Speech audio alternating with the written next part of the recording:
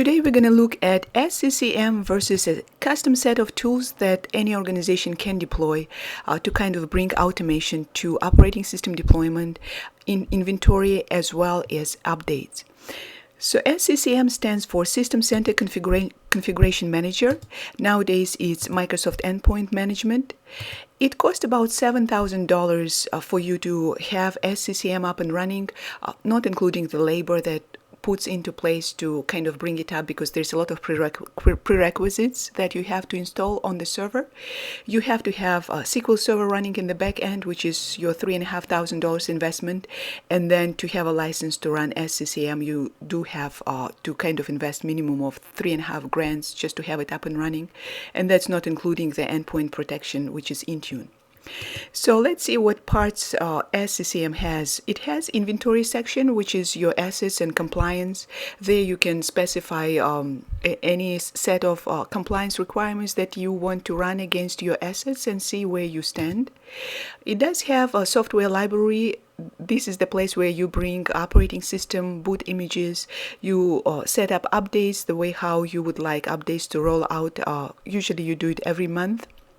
It's usually Microsoft release updates the second Tuesday of the month. You can set up your Pixie environment there, which means that when the computer turns off, you just turn it on, enable Pixie boot, and the computer can actually pull the image from the server and automatically do deployment of the operating system, including any packages or any custom software you want to bring in. SCCM, the good thing about SCCM, it's all integrated into Active Directory, and you can also do what we call zero-touch images.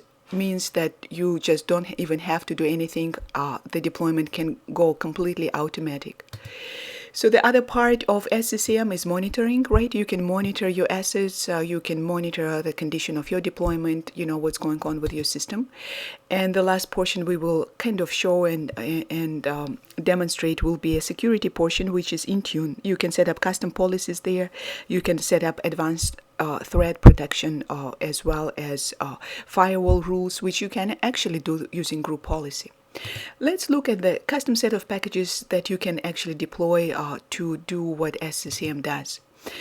So one of it we're going to look at today is Spiceworks. It does has inventory module you can download for free. You can install it on the server, and then after installation it will ask you to provide the username and password of the account that actually is administrator on the endpoints, so you can bring your assets into Spiceworks inventory, and then you can see your memory, hard drive usage, or any issues with your system. You can see what kind of software is deployed on the endpoints.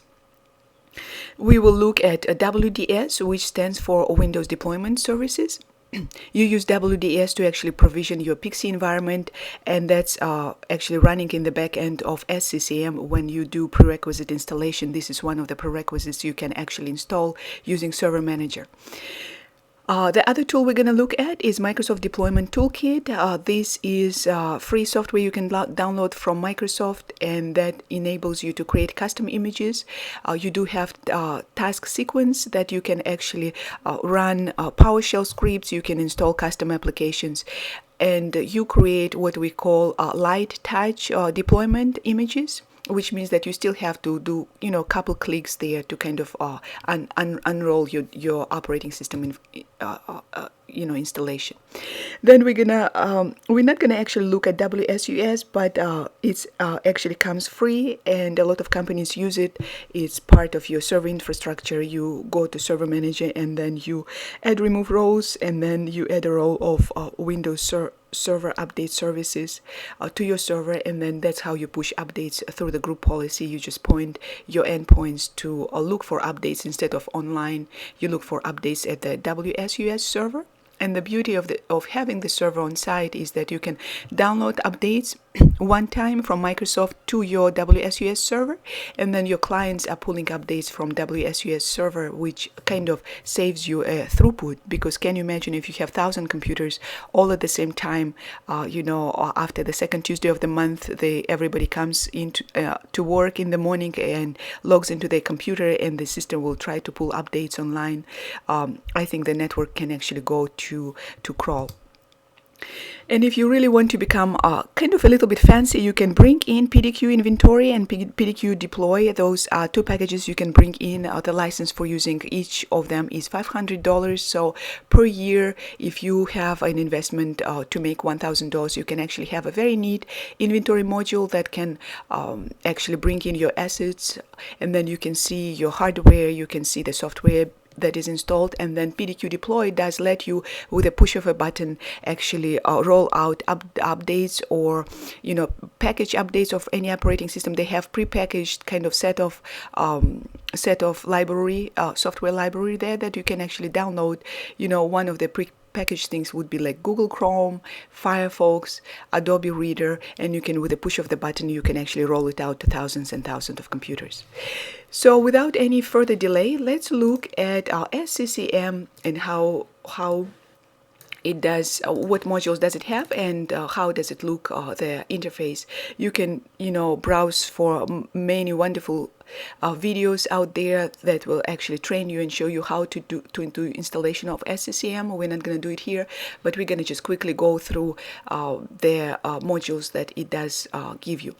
So on the left side, as you can see, there is kind of 5 modules right here: assets and compliance, software library, monitoring, administration. This is the place that you go to kind of set up and finish after installation task as far as your site deployment. And then there's a community module.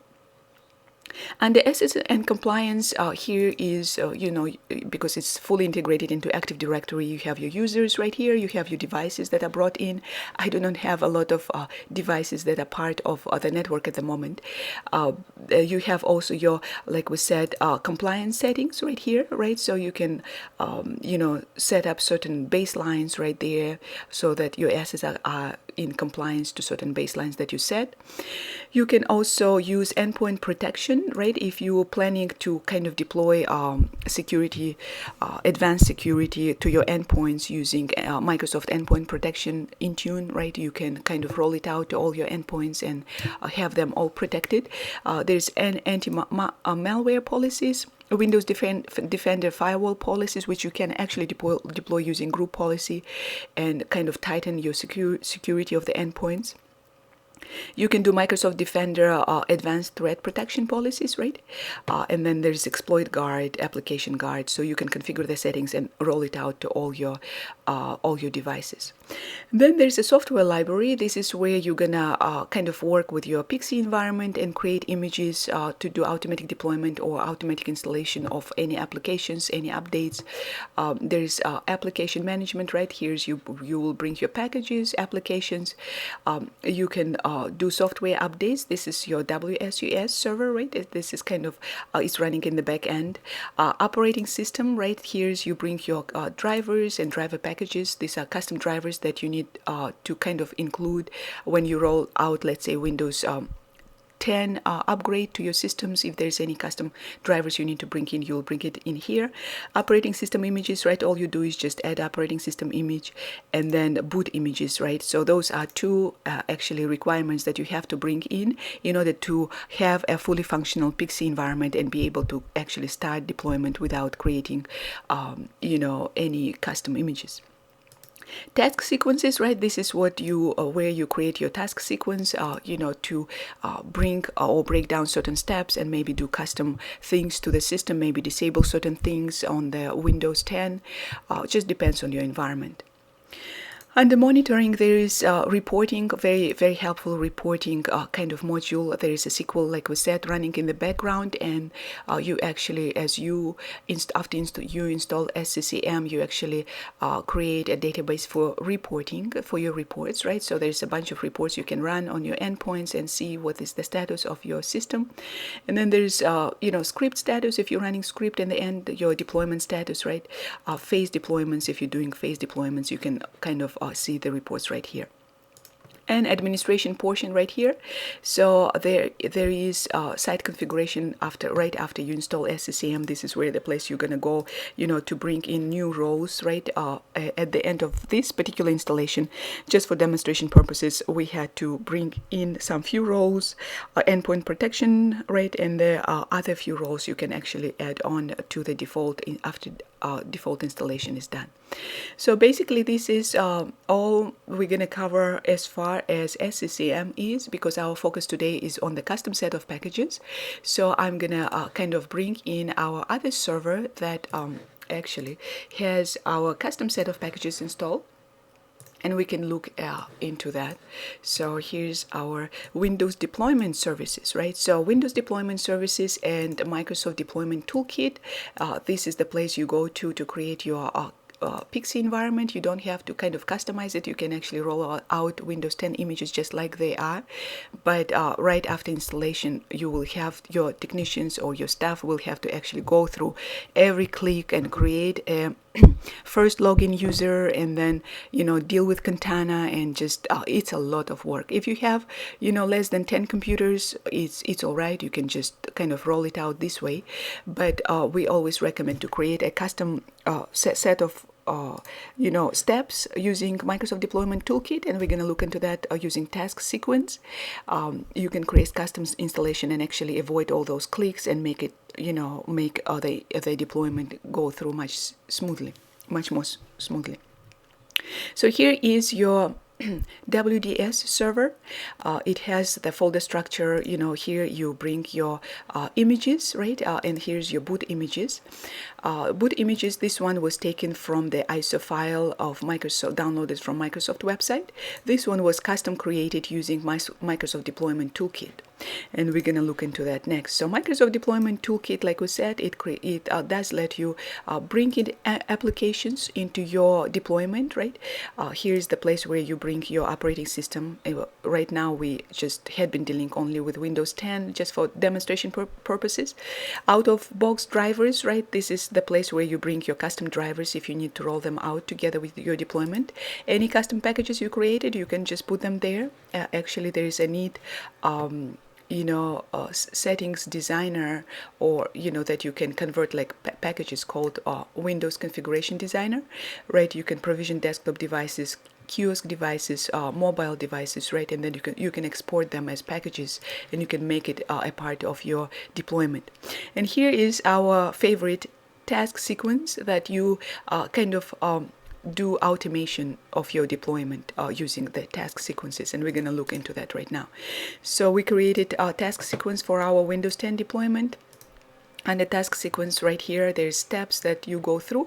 What we did to customize our deployment is we manually, we decided, sometimes actually we finding out in order for you to automatically join computer to the domain, sometimes it helps to actually manually assign a DNS server into your network card right after operating system installation. And that's what we had done right here using the first 3 steps. We set PowerShell execution policy, right? It's kind of a little bit redundant right here, those 2 steps, but they help each other. Seems like work much more smoothly in the environment, in the real life environment. And then the third one is a script that we created that actually disable IP version 6, because if your DNS server is not fully kind of enabled with IP version 6, it can kind of hinder the computer to be joined to the domain. So we first disable IP version 6, and then we manually set DNS server to point out to our domain controller.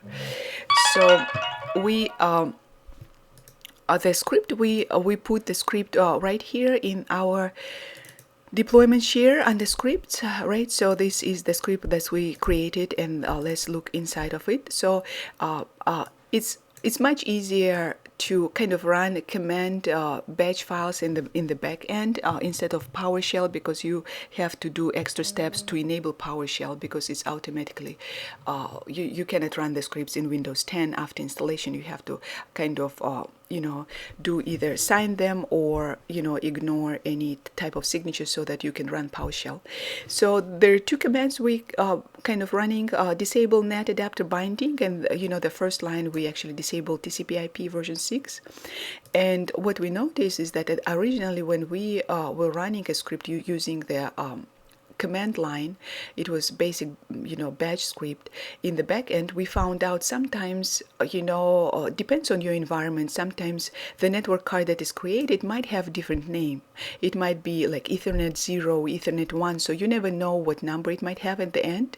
But the PowerShell does give you a very easy option to specify this kind of parameter called interface alias, and then just put a star, which means that take any card you have and all the cards you have, disable TCP/IP. That's what the first line does. The second line, it says set DNS client server address. It says take any card you have and manually set a DNS server to point to our domain controller. And that's basically helps to join the computer to the domain. So that's the content of the script. And right after that, we restart our computer, and then the steps keeps on going. So those are the steps you specify in task sequence. And then in the properties of MDT deployment share, we like always to kind of disable a 32-bit environment, because a lot of times, we had stopped bothering with 32-bit environment, I guess, since Windows 7, right? So Windows 10, you have to have 8 GB for the fully functional great operating system, right? And so 32-bit is limited to 4 GB, so we do not see a lot of deployment of 32-bit in the business environment, in the business settings, probably maybe in the test environment. So we kind of disable that option here. And then here under rules, you can specify your custom parameters, and bringing all these custom rules, you kind of bypass those clicks that you have to do after deployment is done. And so let's look at some of the parameters that we brought in. Operating system install, yes. Skip admin password, yes, because we creating the administrator password using the other set of parameters, the other set of features. So computer name, right? Specify computer name. So automatically what we do here is we pull in the last 3 digits of the unique computer ID that the system assigned to that particular computer, and we take last 3 digits and we assign it to this particular prefix, which is bands dash workstation dash, and then there will be 3 unique digits right here. Mandatory application 01, this is Google Chrome. So the way how we did it here, so let me just say okay, is under applications, right? Once we brought in Google Chrome, so every time you bring it the new application, it assigns automatic application ID. So that's what we brought in into our task sequence. Task sequence under properties right here, under rules, right? So we said automatically put a check mark next to Google Chrome, so we don't have to go through and, check every application. If you have more applications to be installed, automatically you just bring it in here. And then we say join computer to the domain, the other kind of skipping other steps, putting it to automatically kind of checkpoints right here.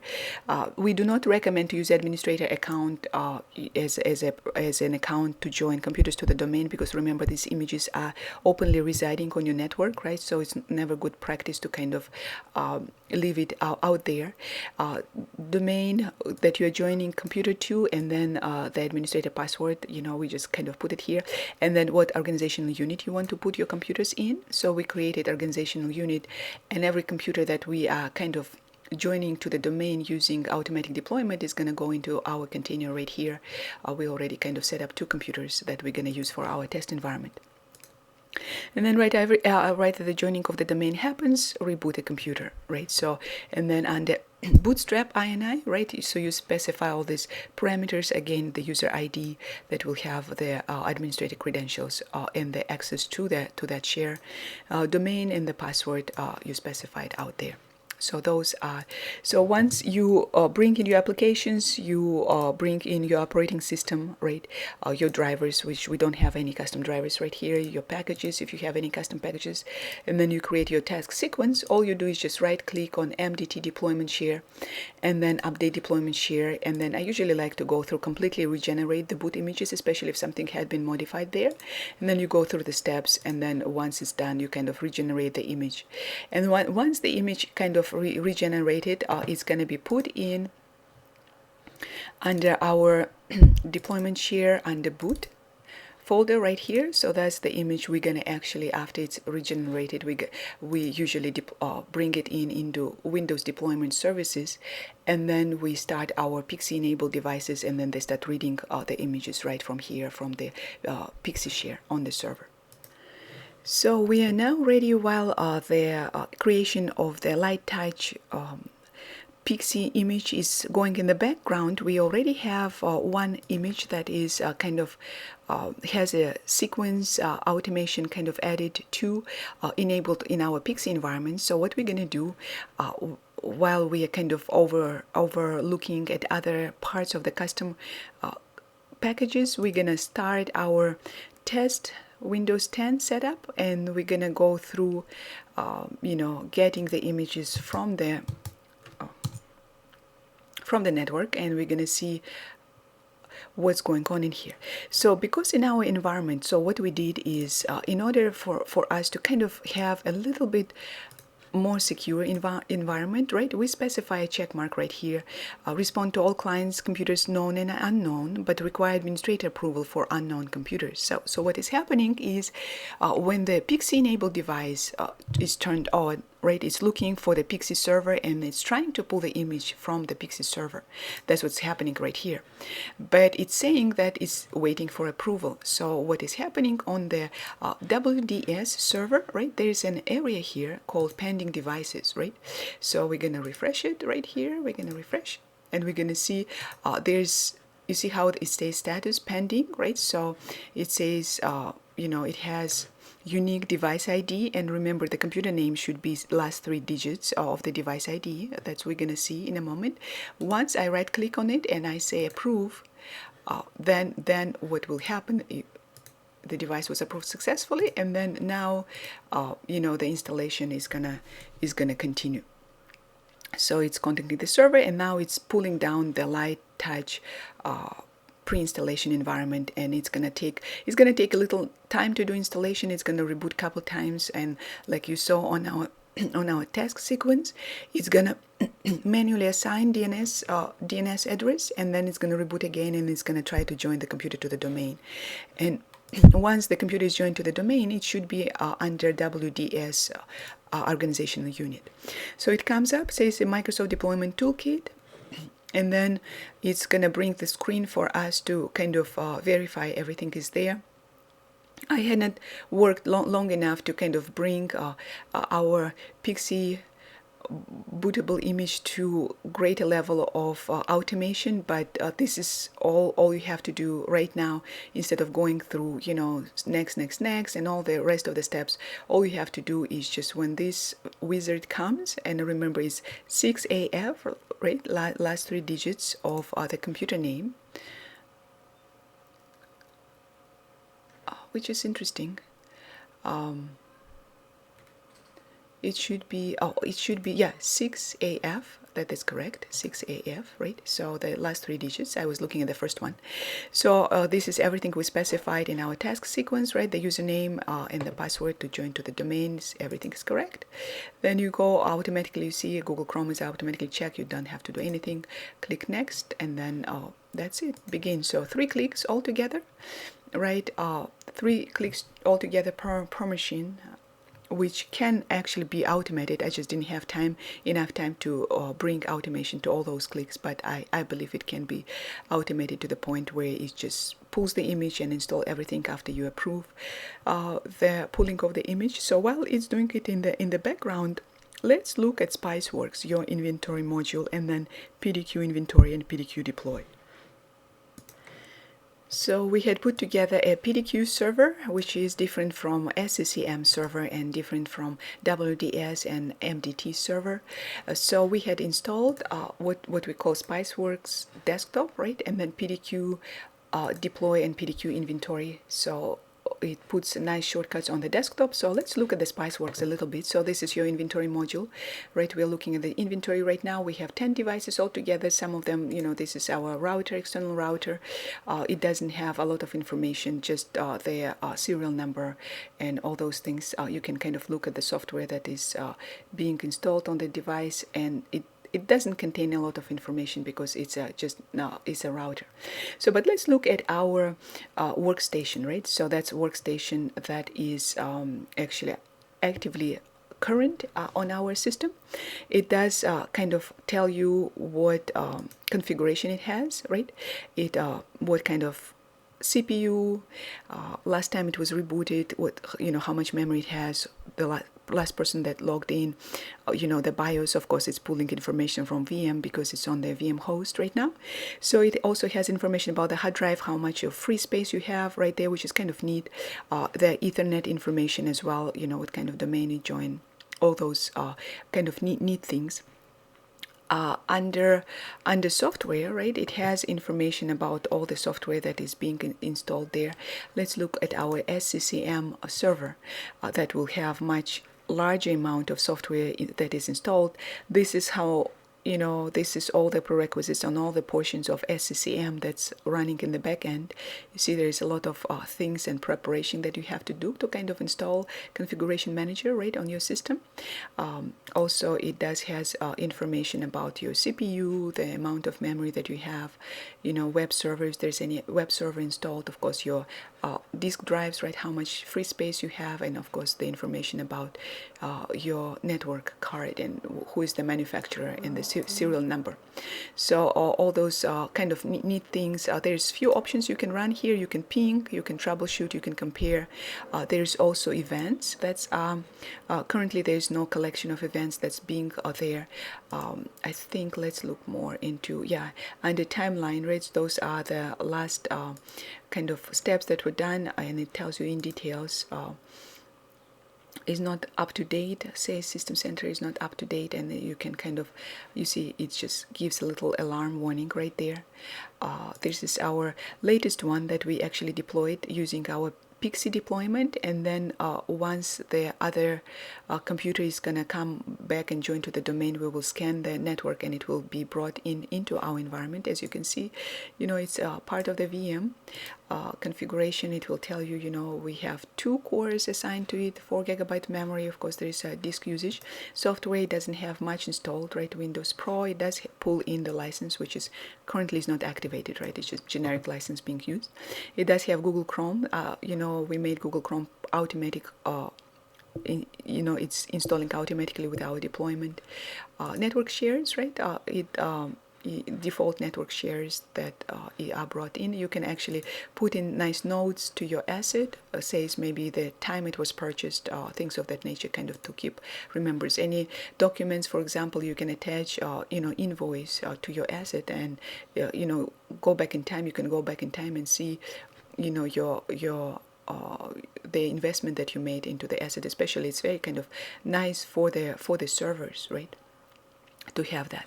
So that is Spiceworks inventory, which is absolutely free, but it does give you a lot of information. And I think on the events with time, when the collection is made and all the features are enabled with time, there will be information about any alarms or anything that might be kind of, you see how it says here 3 hotfixes installed, 1 hotfix is uninstalled. So it does give you a little bit of information to start troubleshooting if there's any issues. So now let's look at the PDQ inventory, right? So PDQ inventory, right, it does break your pull-in inventory into various different kind of containers right here. Right, you can see, computers that have Internet Explorer installed, right? What kind of version of Internet Explorer, memory, what, type, any computer that is more than 16 GB of memory, it will bring it in here.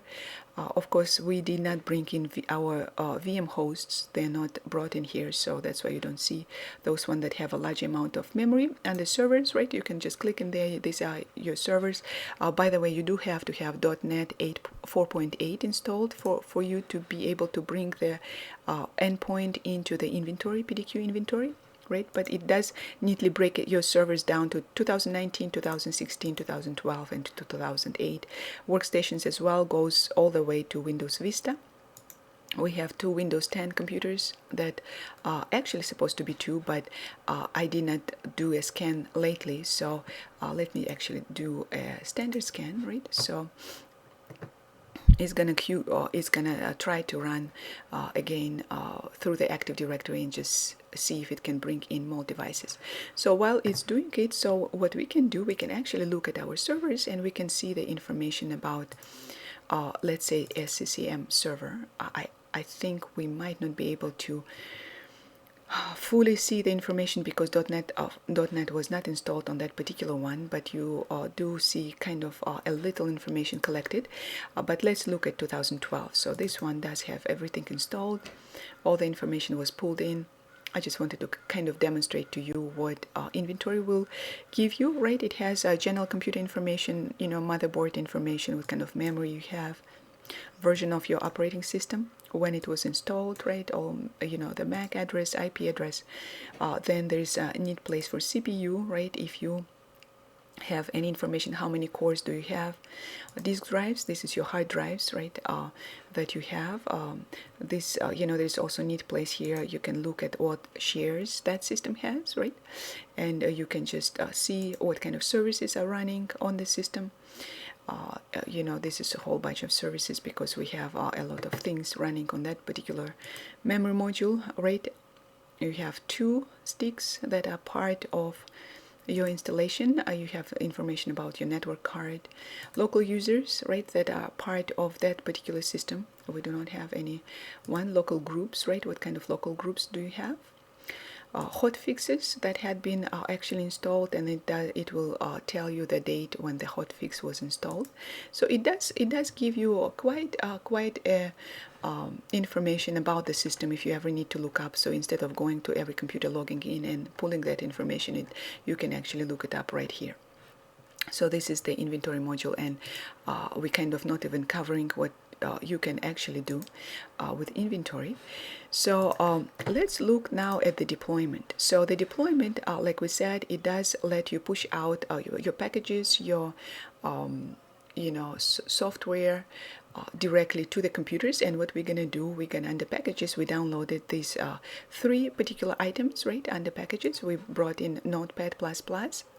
And we already did one-time deployment, but we remove Notepad++ from our kind of test environment, and I'm going to show you, I'm going to give you, so while the deployment is still going on, we're going to go back to our first host, right, and we're going to log into these 2 computers. So this one, so let's see. Oh my goodness. So, and this one, so we're gonna go back to this one as well. Both of them are joined to the domain, and under programs and features, I'm gonna just illustrate to you there is no there is no Notepad++. So we're gonna open control panel here, and we're gonna do the same thing. We're gonna look, we're going to look at what is installed right here on this one. Sometimes it just takes a little time to kind of bring it in.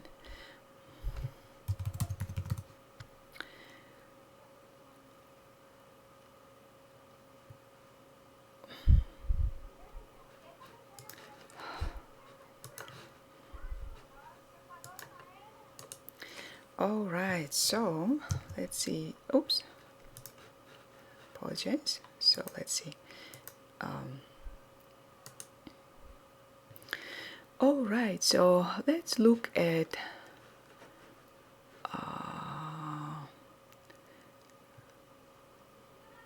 system right here. What happens is that with sometimes with VM, unless you install VMware tools, right? It's hard to kind of click inside of the application. So I'm clicking and it's not doing a good job. It's not listening very well. So I'm gonna click again. Okay, so we're gonna type control panel. See, so it's not doing a good job. So, but let me just open the folder right here.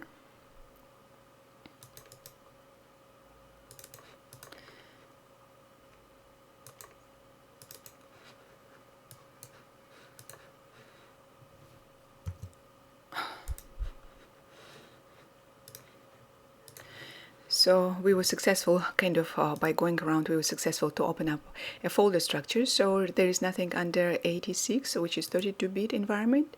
And there is, you see how the mouse is not clicking on the same area. So basically, I'm just giving you an example of our original. So let me bring in a command prompt, right? And then do host name of this computer. So this is our workstation 02. It doesn't have Notepad++ installed, as well as workstation 03. It doesn't have that application installed. So what we're gonna do, we're gonna go back to our PDQ server, and we're gonna do a deployment of Notepad++. And so all we have to do is just click on Notepad++ and then deploy once, right? And it's gonna ask choose targets, right? So we're gonna Active Directory, we're gonna go to our container, which is currently the container that we are using to bring in all our devices. So currently there's only one device listed in there. So we're gonna select OK. Actually, it brought in two of them because it just looked at the Active Directory currently. So and we're gonna just click Deploy Now. So all it's gonna do is gonna go through the steps, right? Step 1 out of 3, and then it's gonna send the information to those computers, and then it's gonna do the installation. So we're gonna pause for a moment and come back when it's ready. So here it is, says 3 out of 3 steps are done on both of the systems. So what we're gonna do, I think it even tells you, how long did it take to do installation. So let's look at our system and let's see if it had been installed. So we're gonna go back to our system right here and go back to our hypervisor, and then this is our test environment. This is workstation 02, the one that we confirmed that there was no Notepad++ there. Now it is there, and as you can see that the date, we can actually even look at the time when it was installed. No split 1:58, just 1 minute ago. So here it is. With a push of a button, you can actually roll out or do installation to thousands and hundreds of computers.